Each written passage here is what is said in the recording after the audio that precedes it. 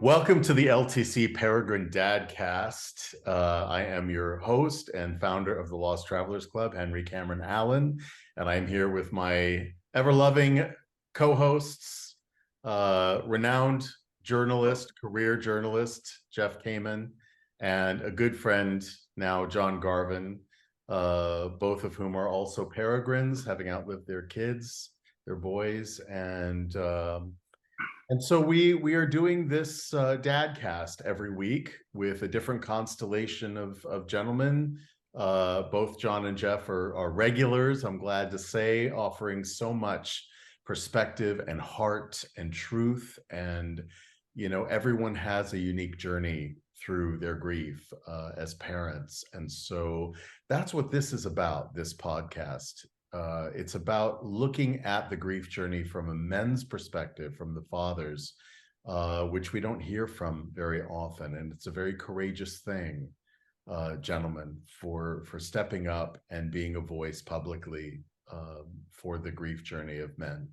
And so hopefully we can begin to break through the stigma of mental health and grieving in men, especially. So thank you for being here. We do this every week. We record on Sundays and we launch it on Tuesdays. And if you would like to be a part of this group, if you have something to contribute, if you want to be on camera with us, beautiful. If you want to just show up for the first 10, 15, 20 minutes, half hour and check in with us over Zoom before we start recording, that's okay too. Even if you just want to comment in the comment section, your voice matters. And we want to hear from you about the themes that we talk about. And there's no end of subject matter that we discuss. Jeff had a wonderful idea for this week to talk about how this journey gets better. It's never easy, but it does get easier. And I think that's a wonderful thing to talk about today. We need a little sunshine in our world right now and a little bit of hope. Everything feels upside down. I know it does for me. I know it does for a lot of people in the world. And there are a lot of new peregrines, sadly, who are coming up behind us. And if we can help remove some of the boulders out of the path of those people, our hearts go out to you, and we're here for you in community. Jeff, would you like to introduce yourself and a little bit about your story and how things have gotten better for you in your grief journey? I want you to know that I have a joyful, happy, interesting life. Pretty free of trauma, the kind of awful pain that all of us associate with the horror of losing a child. My son, Nathan, my firstborn, I have 3 daughters. My son, Nathan, was a magnificent human being. He was in every way, physical, emotional, spiritual. He was really well put together. He had one tiny flaw that ultimately destroyed him. He was an alcoholic, and he couldn't find a way to get out of it, even though he tried a bunch of different treatment modalities, including AA, but he didn't stay with the AA. So those who enter Alcoholics Anonymous and don't stay with it don't have a long lifespan statistically. And when he was a little more than 41 years of age, he was invited to a party at a friend's house, got really drunk, and balanced his shot glass on the top of the safety barrier of a balcony. From what I understand, he decided to see if he could balance himself along with the shot glass. While people yelling, "What are you doing?" He was gone, chasing the shot glass 19 stories to his death. Now, that's a nightmare. And in the immediate aftermath of that nightmare, I was torn to shreds. Fortunately, I had someone close to me who was a clinical psychologist who said, "Okay, you are in a real nightmare. Don't deny any of it. It's fact. It happened. It is ugly. No human being is born with the emotional wiring to bury their own children. Their peers, yes. Their elders, yes. Not their children." So this brilliant friend said, Understand you've been picked up and thrown against a wall 10 or 20 times. That's why it feels like you've been picked up and thrown against a wall 10 or 20 times. But hang in there, because the fact is, it will get better. And that's not a line of bullshit. It gets better. So you have to survive. You must endure. I took that advice. I held that reassuring voice in the back of my head when I got into my darkest places, and I reached out for help over and over again. That help let me get both hands back on the ladder of life. I stopped slipping down. I stabilized, and I started climbing back up. And what was a huge help was I realized that I could hold my son Nathan in my heart. And by doing that, he became not dead to me, but alive to me in a new way. That was grace itself manifested. So I live a life of gratitude for all kinds of obvious reasons, if you knew me, but especially for having my son back, not in the physical world, of course, but spiritually and emotionally. I often find myself in a situation where I call on him and he will say, really? Yeah, okay. Can, when you pick up those weights, how about using the lighter weights, okay? Old man, don't do 10 curls with 20 pounders. Do 30 curls with 15 pounders slowly, okay? Yeah, he was a mixed martial artist guy. He was on his way to being a Marine Corps medical corpsman when his alcoholism destroyed that. But anyway, the point is I want to make is that it gets better. My life is good. If you have been traumatized, if you have lost a kid, and you feel like you have been thrown into an endless shitstorm, you're right. But the storm stops. You're still standing. You get to take a long shower and move forward in your life. Know that it keeps getting better. Back to you, Henry. Thank you, Jeff. When was the turning point for you? Like, how long into the process did it take for you to come to that point where you were able to accept what happened, give yourself that birth of getting through the numbness, getting through the shock and all of that, and come out the other side of it to where you are? Maybe a month and a half, but that's because I had all this help immediately. Yeah. Wandering around in the desert of pain and suffering, not wondering what to do next. I had people around me, smart, sophisticated in the ways of the human mind, who cared about me, and I accepted the help. You got to accept the help. One of the great things about your doing this, Henry, this Dadcast, is because culturally, um, at least in the Western world, it is considered to be still by too many people in the culture unmanly to express that they are mourning, that they are in grief. And that's in the background. You hear a dear friend watching a football game, having a terrific time, enjoying it. And I love that too. That's important, and to make that qualification, because everyone and their mother are going to have ideas for how you get through this. And they're going to ask you, when are you going to get over it? When are you going to move through? Or they're all going to have ideas of how you could. People say to you, here are the things to watch out for. Yeah. When are you going to get over this? Can't you just pull yourself up by your own bootstraps and fix it? And here's the one where you may want to punch people in the face. Don't. I know how you feel. No, they don't. They can't know. And you may want to punch them in the face, but don't. No, I mean, I remember after my son Cameron passed from brain cancer at age 13, I couldn't go to the supermarket without somebody falling apart in my arms. I didn't have time to grieve myself or to figure out or navigate my grief, my early mourning. Yeah, I can't imagine that.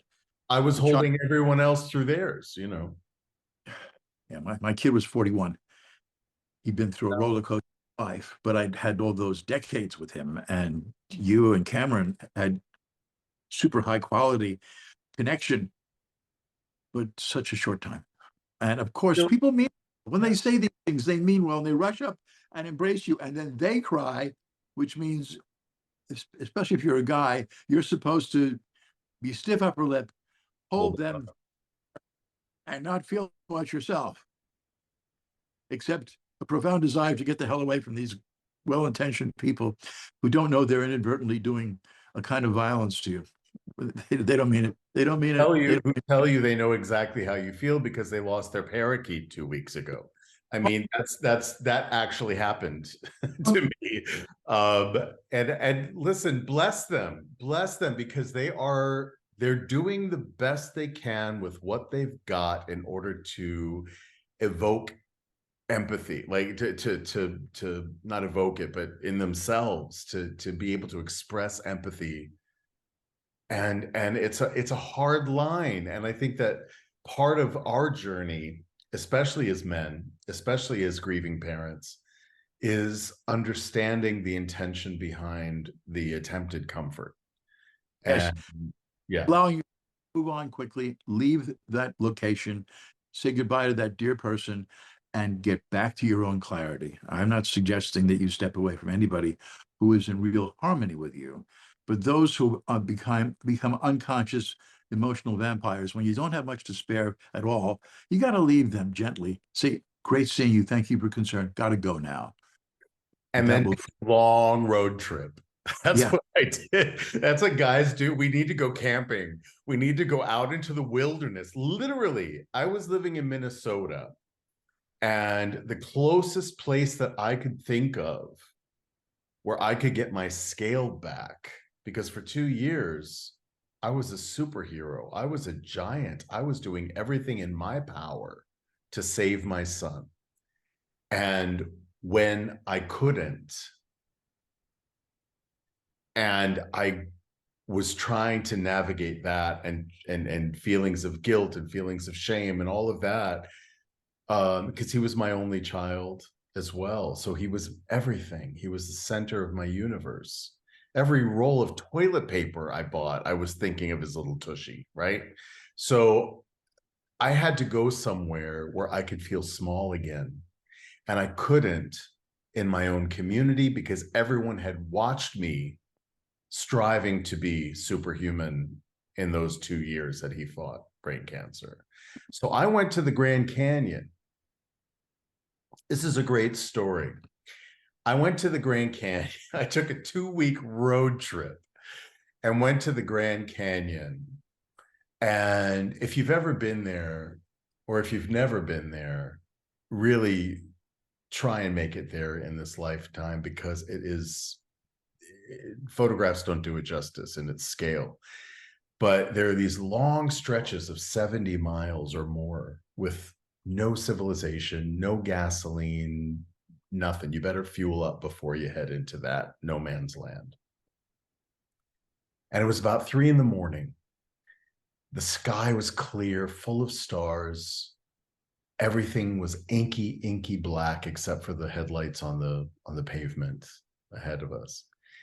And 3:30 a.m, you know, after driving miles and miles with nothing, you're getting a little sleepy and there's no place to pull off. But I saw a light on the horizon, a little bit brighter than the other stars. And I thought, oh, maybe it's a gas station. So I made for it. It took me 2 hours to get there because, you know, distance in the dark and in the desert is illusory. And I got there, and it was 100-foot tall lamppost. And in the beam of this lamppost, there was a small motel. There was I believe, Zuni tribe trading post and a post office. Nothing else for miles and miles around, but it had its own zip code. And I looked up at the post office, and so help me, as I'm sitting here, it was Cameron, Arizona. Cameron is my son's name. Yeah. So I stayed in the motel, caught 40 winks. I woke up, and by that time, the trading post had opened, and there was a woman, an elder, sitting on her blanket selling jewelry. I bought this ring from her, which she made. And I asked if I could sit with her and have a conversation. She obviously was carrying some wisdom. Her face was leather and incredibly, windswept and long silver hair. It was everything you would want in a sage. And she invited me to sit with her, and I asked her, is there anything in your culture or language that holds what I am now? Because I have yet to find a word like widow or orphan in any language globally, and I've looked, that identifies who I am now, a parent who's outlived his child. And she said, maybe it's, you haven't found a word because it's too profound a loss for a mere word to describe. Mhm. She said, in my culture, your name would change, because when you are a parent, that is the core of your identity. And and your name is the expression of your identity, right? To everyone who knows you or meets you. So she said, I might call you Henry, whose son is gone. That would become your name. I would introduce you as Henry, whose son is gone. People, when you're not in the room, will talk about, oh, I saw Henry, whose son is gone at the market today. Or even if they think of you, they're thinking of you with that new identity. So everyone who knows you or knows about you is holding you in your grief. I thought, wow, what a beautiful, I still get chills thinking about it. But it doesn't quite fit into the global lexicon. I didn't want to go around introducing myself as, hello, I'm Henry, whose son is gone. Nice to meet you. But the solution that I found was to hyphenate Cameron's name with my own, because I don't know if you guys have experienced this, but after the passing of a child, it's rare that you will hear their name spoken, even by family. They don't want to upset you, or they don't want to be upset themselves. They don't know how to manage their own grief, let alone yours. And so you don't hear it anymore. And we long to hear it because it's a frequency. Yes, it And is that. it's a frequency that matters to us. So anyone who's not a peregrine,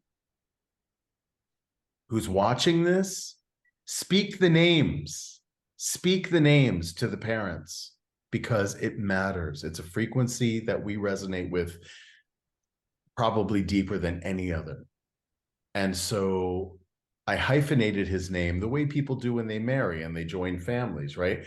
This is a link between me and Cameron eternally. Everyone who meets me now associates us because his name is part of mine. It's also a mathematical equation. It's Henry minus Cameron, which is Henry, whose son is gone.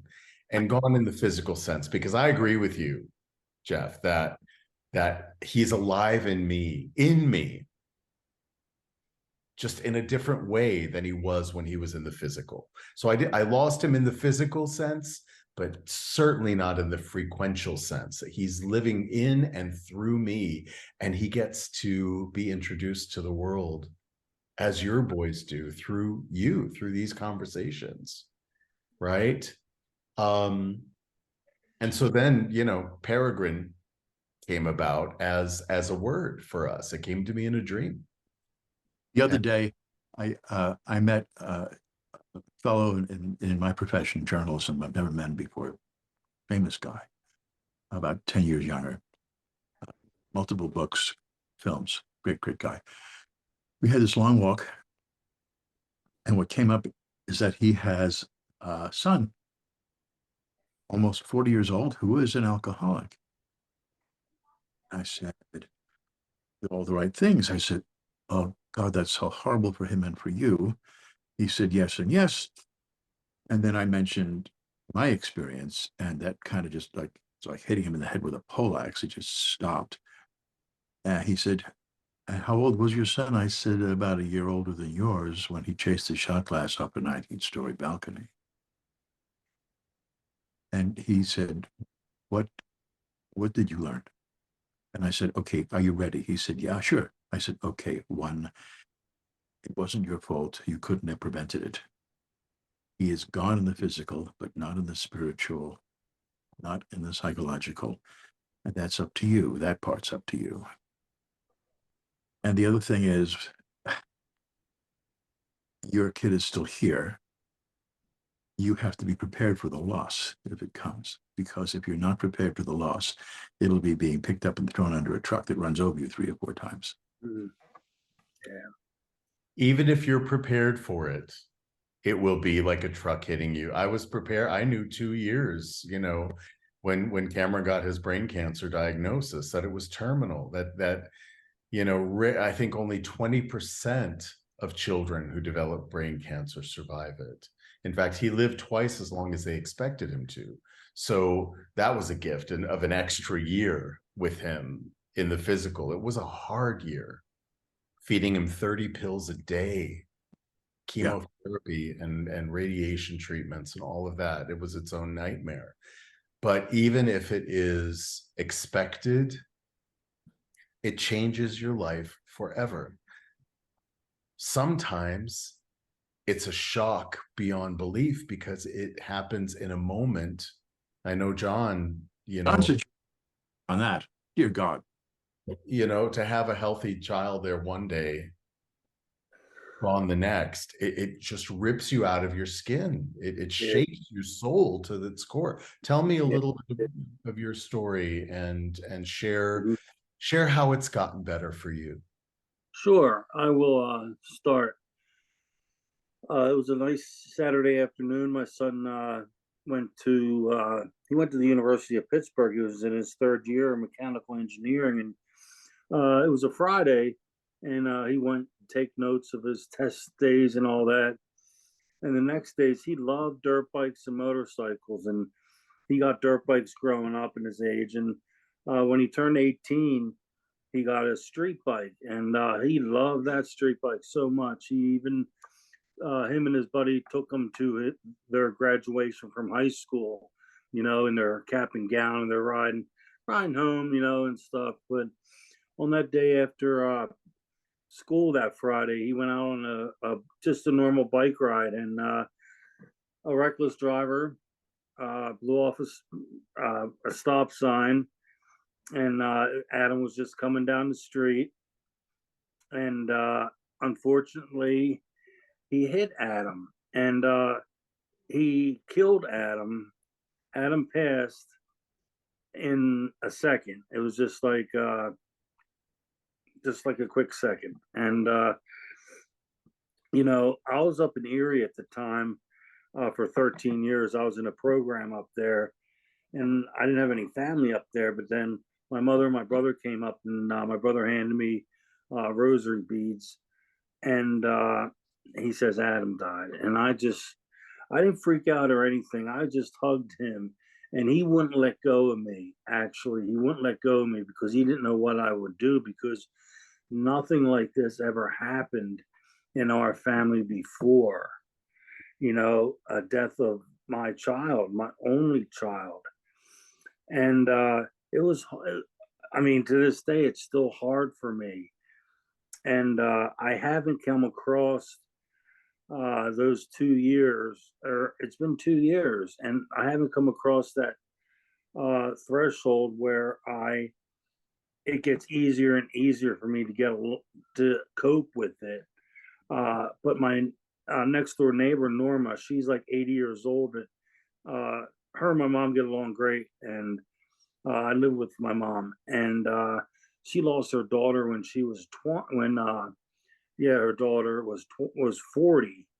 And I says, Norma, do you ever get over grief? Does grief affect you still? And she's like, oh yeah, John, but as time goes on, it becomes a little bit easier and easier and easier to believe. And I do believe that her name was Diana, is still involved in Norma's life. She's still inside of Norma, which I believe 100% that Adam is in my life and my ex-wife's life. And also my wife, after Adam died, about 6 months later, she gave me this little cross that has Adam's ashes in it. And I wear it 24/7. And some days when I say my prayers, I'll pick it up and give it a little kiss, for Adam's sake, and he feels that too. I know he feels it. And just another quick story. Yesterday, I was outside sitting on my porch for about an hour and a half, and I was, excuse me, listening to the radio, and my golden retriever was out there. His name's Teddy, and him and I were like playing Hey, around and stuff. Yeah. So, and I just happened to look up in the sky, and and I don't know what it was, but two planes crossed and made an A shaped, and it was like an A for Adam. wow.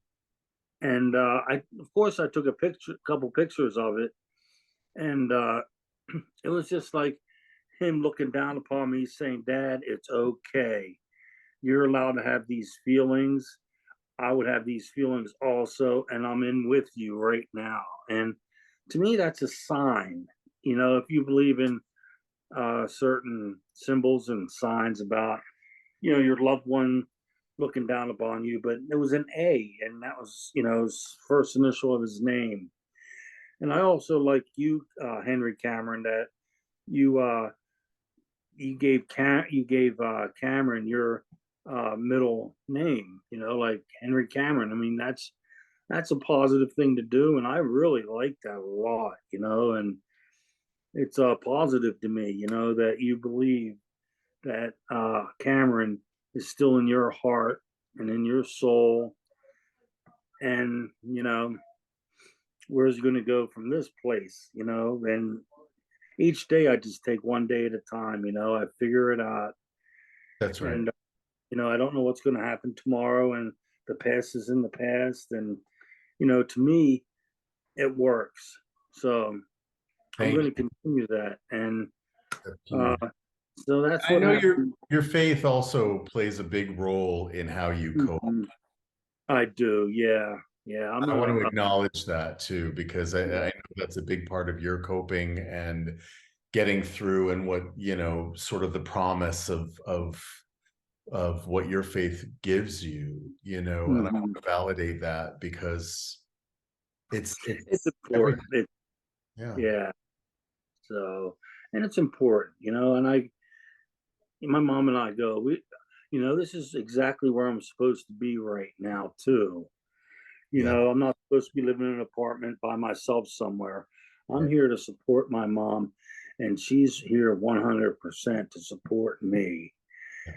And, we go through this together, and, and we talk about them a lot, and I show my mom my pictures, the picture I took yesterday, and and it brings back a lot of good memories, and just it's really interesting. And another thing is, my ex-wife called me up this morning, and she wanted to go out to dinner some night this week, and she says Thursday night sounds good. I says Thursday night sounds good to me too. So she asked me out, and we're just gonna sit down and just have dinner like old times, and uh, Reminisce. reminisce, and that's important for both of us too. And I still love her to this day, and she still loves me to this day. So That's what a never going to blessing. lose. What a Yeah, blessing it is, when you have a child together. And I hear a lot from my clients that, they've lost their marriages after their child has passed. mm, And there are many who split beforehand as well, but you always have that bond. You always have that shared experience. And what a gift that people who have had a child that was conceived in love can come back together and recognize that mm, you have that shared experience. That's not always the case. That wasn't the case in my situation. Um, okay. I was divorced for many years before Hmm. he passed. He was only 13, right? Yeah, But yeah, yeah. My son was 22, so that's still a young age. It's just very, very much so. And there are families that, that do come together. There are also families that unfortunately part ways, mm, because everyone has a different grieving mechanism. Everyone has a different way Mhm. of coping, and they don't always match up. And Mhm. that's a very real thing. I know that a lot of people listening, a lot of the guys listening are having trouble accepting that things can possibly get better. Mhm. And again, I want to reiterate, it's never going to be easy, ever. But it does easier, it gets softer, I guess maybe Yeah, better, that's a good word for it, better softer. way. Yeah. And another thing, on Saturdays from 10 to 12, my mother and I go to a place called Grief Share, and Mm. it's for an hour. And there's, I'd say about maybe 15 people sit in a circle, and we watch a video first of like like about grieving, regrets and stuff. But it was really good yesterday, and we all talked, and everybody, like patted each other on the back, and gave them a box of tissues if they needed them, and and to us with that group, it's what we needed, and everybody was so supportive there, and even the two counselors were very, of course, supportive and helped us all out in the meantime, and I very, very much appreciated it. And the way I learned out about that is my neighbor across the street, Norma. She's the one that told us about it, and it's uh, it's at a church out. It's probably like 5 miles from our house and stuff. Mhm. So yeah, it's good, and and I love it. It's That's one. helpful. And that's something that, when you come across another peregrine in your journey, that's Hmm. something you can share with them as well. Say, hey, this worked for me. It may work for you. Groups don't always work well for people. And Right. for men especially, it's really a tough Yeah. thing, I think, to belong to a group, because that means that we're vulnerable, and Hmm. allowing ourselves to be vulnerable, and that is inconsistent with what society says men should be and men shouldn't, Hmm. Exactly. I right? agree So with you. Yeah. that's why we have this fellowship of fathers, Yeah. Very because good. I think that when we are focused specifically on men's grief, then we can relate to one another as men do, and we offer solutions that have worked for us. Hmm. As you know, there's an old saying, eat the fish and spit out the bones, right? It's what works for Right. one is not going to work for everybody. And Hmm. so, we find it, but we find it together, and we find ways to channel our grief into goodness in the name and honor of our children. That's Exactly. how this dadcast came to be. Remember, we were sitting Right. around in our regular Sunday group, which meets, Right. by the way, every Sunday at noon Eastern Standard Time. Everyone's free to join us. You can go and find the registration link on the Lost Travelers Club website.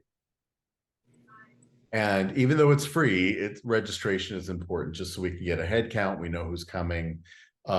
We talk about things like PTSD. We talk about Right. things like, conceiving projects that we could invest ourselves in and our time in, that allow Mhm. us to honor our kids, right? Right.